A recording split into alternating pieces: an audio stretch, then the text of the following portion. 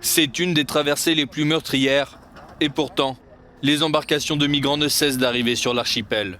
Porte vers l'Europe, les îles Canaries ont accueilli près de 20 000 personnes depuis le début de l'année, 10 fois plus qu'en 2019.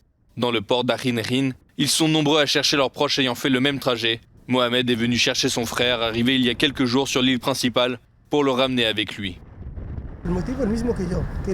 Sa raison est la même que la mienne. Il veut un avenir meilleur. Il veut travailler et gagner sa vie. Il ne vient pas pour le plaisir, loin de là. C'est sûr, parce que qui viendrait dans une patera de cette façon avec cette mer? Mon frère a failli mourir 2 fois. C'est difficile à dire, mais ça fait partie de la vie.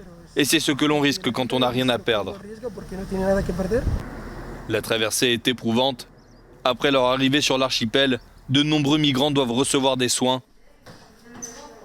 Yakou a été blessé au bras lors du voyage. Il a dû être hospitalisé. C'est lui qui va rentrer les bâtiments. C'est pour ça là, de l'eau là, il va gâter les corps des gens comme ça. Dès s'il a gâté les corps des gens comme ça, même si tu es rentré dans le bateau, il n'y a pas de malades. Tu vas trouver des malades à l'intérieur du bateau. Les autorités étant débordées par la situation, les tensions sont montées dans l'archipel. De nombreux commerçants ont fait part de leur ras-le-bol. Une colère qui alimente parfois un racisme, selon ce responsable associatif. Nous voulons dénoncer la montée du racisme qui est en train de se produire aux îles Canaries, qui est majoritairement due au fait que les politiques n'ont pas su résoudre le phénomène d'immigration et parce que les médias ont répandu un message raciste accusant les migrants au lieu de s'attaquer au cœur du problème.